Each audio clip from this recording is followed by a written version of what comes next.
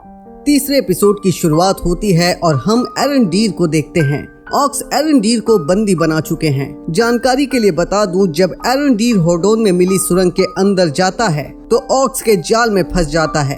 हाथ पैर बांधकर ऑक्स एरंडीर को खुली जगह में फेंक देते हैं और सुरंग खोदने के लिए कहते हैं।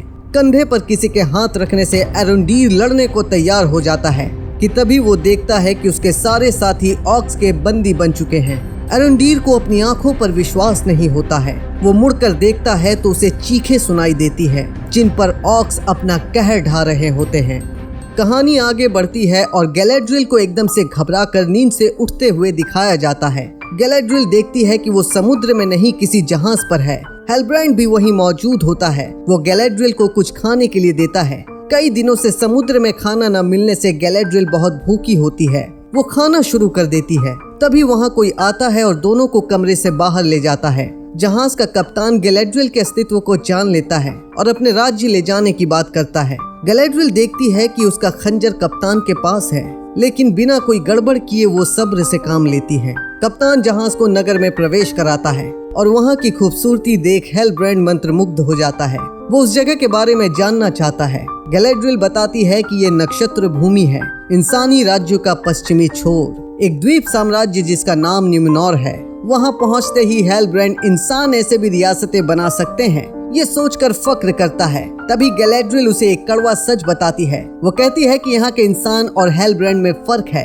जब युद्ध छिड़ा तो यहाँ के इंसान एल्फ की ओर से लड़े, जबकि हेलब्रांड के पूर्वजों ने मोर्गोथ का साथ दिया। इसलिए खुश होकर वेलार देवता ने यहाँ के इंसानों को ये द्वीप भेंट में दी। गैलेड्रियल बताती है कि पहले एल्फ और यहाँ के इंसान एक परिवार की तरह थे, साथ हंसते और खेलते, मगर धीरे धीरे ये भाईचारा खत्म होता गया और न्यूमेनॉर में एल्फ्स के आने पर प्रतिबंध लगा दी गई। हेलब्रांड इसका कारण पूछता है। जवाब में गैलेड्रियल कहती है कि आज उसका भी पता लग जाएगा। दोनों को न्यूमेनॉर की महारानी के सामने पेश किया जाता है। गैलेड्रियल और हेलब्रांड अपना परिचय देते हैं। गैलेड्रियल मध्य धरती जाने के लिए एक जहाज की मांग करती है कि सभा में मौजूद सब नाराज हो जाते हैं। महारानी के साथ गैलेड्रियल का अनबन स्थिति को बिगाड़ न दे, इसलिए हेलब्रांड प्रस्ताव पर सब्र से विचार करने की मांग करता है, जिस पर महारानी की सहमति मिल जाती है। जाते जाते हेलब्रांड कप्तान का धन्यवाद करने के बहाने उसके गले लगता है और उस खंजर को चुराकर गैलेड्रियल के हवाले कर देता है। कप्तान को हेलब्रांड के गले लगते देख महारानी कप्तान की जानकारी निकालती है। महासचिव उसका नाम एरंडीर बताते हैं, जो है तो शाही घराने से ही, मगर एक समुद्री रक्षक है। उसका एक बेटा है इसिल्दूर, जो उसी के नक्शे कदम पर चल रहा है, जिसे अगले पल में समुद्र में दिखाया जाता है। इसिल्दूर अपने पिता की तरह ही समुद्री रक्षक बनने के लिए अभ्यास करता है, मगर उसका ध्यान कहीं और होता है। जहाज पर एक हादसा होने वाला होता है, मगर इसिल्दूर ऐसा होने से रोक लेता है और अपने साथी की जान बचा लेता है। ऐसी लापरवाही के लिए जहाजी उस्ताद लड़के को दल से निकालने की बात करते हैं। इसिल्दूर के दोस्त उसे भी इस बात का ध्यान रखने के लिए कहते हैं, क्योंकि जहाज पर उसका ध्यान भटक गया था। तभी उसकी बहन एआरियन वहां आती है और इसिल्दूर अपने पिता के बारे में पूछता है, जिसे महारानी के सामने एक एल्फ को यहाँ लाकर न्यूमेनॉर का नियम तोड़ने की वजह पूछी जाती है। एरंडीर बताता है समुद्र की लहरें उसे उसके रास्ते में ले आई। उस वक्त उसे जो ठीक लगा उसने वही किया और साथ ही वो न्यूमेनॉर का वफादार होने का भी विश्वास दिलाता है, जिस पर महारानी उसे एक गुप्त कार्य सौंपती है और कहानी साउथलैंड्स की ओर बढ़ती है। एरंडीर और उसके साथी कैद हैं। एरंडीर देखता है कि सूरज का प्रकाश पड़ने से ऑर्क को बेचैनी होने लगती है और वो सुरंग में भाग जाता है। एरंडीर अपने साथियों के साथ ऑर्क्स की चर्चा करता है। उन्हें लगता है ऑर्क्स कुछ ढूंढ रहे हैं, शायद कोई हथियार। उन्हें संदेह है कि मोर्गोथ का उत्तराधिकारी अडार लौट आया है, लेकिन अडार एक एल्विश शब्द है। रेवियन बताता है कि प्राचीन समय से सारोन को कई नामों से जाना जाता है, जिनमें से एक अडार भी हो सकता है। एरंडीर और उसके साथी वहां से भागने की योजना बनाते हैं। अगर एक भी भाग सका तो बड़ी सेना जुटाकर वापस लौट सकता है और इन ऑक्स का काम तमाम कर सकता है। तभी ऑक्स वहां आ जाते हैं और काम पर लगने के लिए कहते हैं। पेड़ की जड़ें बहुत मजबूत होती है, जिससे एल्व्स पेड़ काटने को मना करते हैं। उसी वक्त वहाँ एक और पानी लेकर आता है, जिसे वो पीना तो नहीं चाहते, लेकिन तेज धूप में काम करने की वजह से उन्हें बहुत प्यास लगी होती है और एक एक कर पीना शुरू कर देते हैं। तभी ऑर्क उनमें से एक का गला काट देता है और वो एल्फ वहीं अपना दम तोड़ देता है। किसी और की जान ना जाए इसलिए एरंडीर अकेले ही पेड़ को काटना शुरू कर देता है। तभी कहानी न्यूमेनॉर की ओर बढ़ती है। और कुछ सिपाही गैलेड्रियल को ढूंढते हुए पाए जाते हैं। गैलेड्रियल चुपके से नाव चुराकर भागना चाहती है, लेकिन एलेंडील की नजरें गैलेड्रियल पर गड़ी होती हैं। वो उसे ढूंढ लेता है। गैलेड्रियल उसे अपने रास्ते से हटने के लिए कहती है, लेकिन महारानी ने एलेंडील को उस पर नजर रखने का कार्य सौंपा है। गैलेड्रियल मानती है कि यहाँ सब उससे नफरत करते हैं। एलेंडील एल्विश भाषा में बोलता है। उसका मानना गलत है। गैलेड्रियल हैरान हो जाती है। वो एलेंडील से पूछती है कि उसने एल्विश कहाँ सीखा। एलेंडील कहता है वो जहाँ से है वहाँ बहुत से लोग बोलते हैं। न्यूमेनोर के विद्या भवन में भी एल्विश सिखाई जाती है। ये सुनकर गैलेड्रियल विद्या भवन जाने की हट करती है, जो वहाँ से 6 घंटे की दूरी पर है। एलेंडील मान जाता है और गैलेड्रियल को घोड़े पर लेकर विद्या भवन के लिए रवाना हो जाता है। वहीं दूसरी तरफ हमें हेलब्रांड को दिखाया जाता है, जो लोहार से काम मांगने के लिए विनती करता है। लोहार उसे बताता है प्रसंग चिन्ह के बिना वो लोहार का काम नहीं कर सकता है। आगे हेलब्रांड अपना खाना खा रहा होता है। तभी वहाँ कुछ लोग उससे झगड़ा करने के बहाने उसके करीब आते हैं। हेलब्रांड की नजर प्रसंग चिन्ह पर जाती है और बड़ी चालाकी से दोस्ती करने के बहाने प्रसंग चिन्ह उड़ा लेता है, लेकिन इसकी खबर उनको लग जाती है, जिससे उनकी आपस में हाथापाई शुरू हो जाती है और सिपाही आकर हेलब्रांड को घेर लेते हैं। वहीं विद्या भवन पहुंचकर गैलेड्रियल उस निशान के बारे में जानकारी इकट्ठा करती है। उसके हाथ किसी इंसानी जासूस के दस्तावेज लगते हैं, जिसमें सारोन का वही शैतानी चिन्ह बना होता है। गैलेड्रियल को समझ आ जाता है कि ये कोई निशान नहीं, दक्षिण भूमि का नक्शा है, जहां से तबाही की शुरुआत होने वाली है। कहानी आगे बढ़ती है और हम हार्फूट्स को कारवा के लिए तैयार होते देखते हैं। नोरी के पिता की पैर की हड्डी टूट चुकी है, इसलिए मैरीगोल्ड को इस बात का डर है कि वो कारवा में पीछे छूट जाएंगे। तभी आगे हमें नोरी और पॉपी को दिखाया जाता है। नोरी उस विचित्र आदमी की मदद करने के लिए सैडोक के किताब से तारों तक जाने का नक्शा चुराना चाहती है और पॉपी उसे ऐसा करने से रोकती है।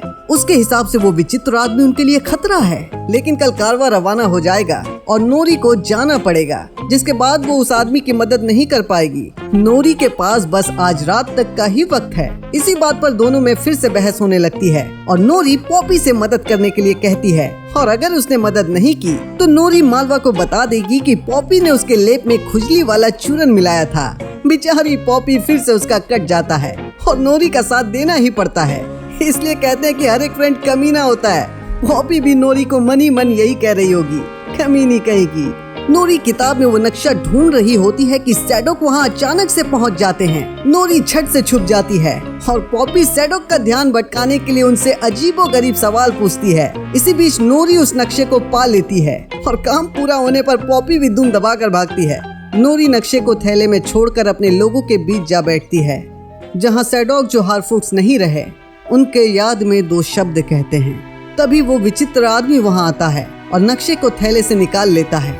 वो उस नक्शे को गहराई से समझने की कोशिश करता है कि तभी उसमें आग लग जाती है और वो घबराकर हार्फूट्स के बीच जा गिरता है और सब डरकर भागने लगते हैं। नोरी का सच सबके सामने आ जाता है। एक विचित्र प्राणी को बिना सोचे समझे उनके बीच लाने के लिए सैडोक उन्हें कारवा में सबसे पीछे रहने की सजा देते हैं। वो आदमी छुपकर सब कुछ सुन रहा होता है, जैसे वो समझ रहा हो कि नोरी उसकी वजह से मुसीबत में आ गई है। कहानी न्यूमेनोर का रुख करती है। एलेंडील अपने बच्चों के साथ अपनी तरक्की की बात करता है।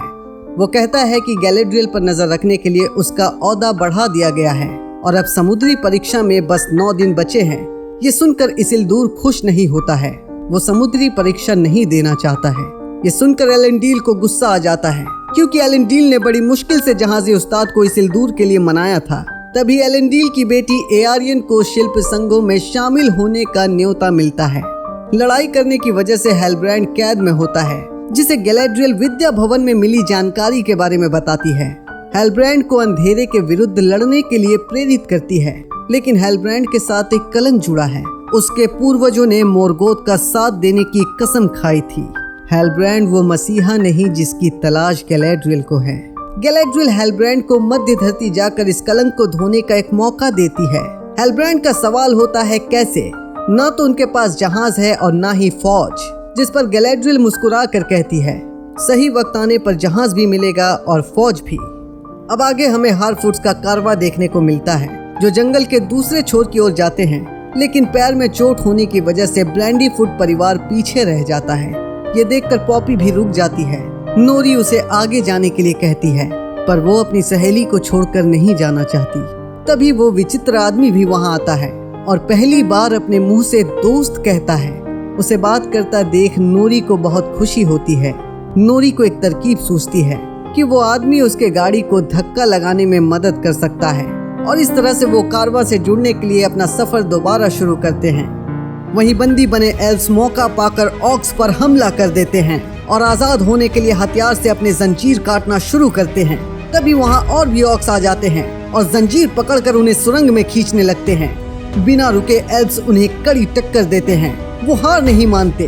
तभी ऑक्स को कमजोर करने के लिए एरनडीर सुरंग की छावनी को तोड़ देता है, जिससे सारे ऑक्स धूप लगने से कीड़ों की तरह छटपटाने लगते हैं। एल्स आजाद होने के लिए दोबारा से जंजीर काटना शुरू करते हैं। इस बार ऑक्स एक भेड़िए को उनकी तरफ छोड़ता है, जो एल्स को एक एक करके मारना शुरू कर देता है। एरनडीर भेड़िए को बड़ी चालाकी से पेड़ के जड़ों में फंसा देता है। ये देखकर गुस्साए ऑक्स उसकी ओर बढ़ने लगते हैं। एरनडीर अपनी फुर्ती और अक्लमंदी का इस्तेमाल कर उनके मुखिया को मार गिराता है। रेवियन अपनी जंजीर काट चुका होता है और वहाँ से भागने लगता है। भेड़िया रेवियन के पीछे उस पर हमला करने ही वाला होता है कि एरनडीर दूर से ही भाला चलाकर उसे मार गिराता है। मौका मिलते ही रेवियन दोबारा भागने की कोशिश करता है।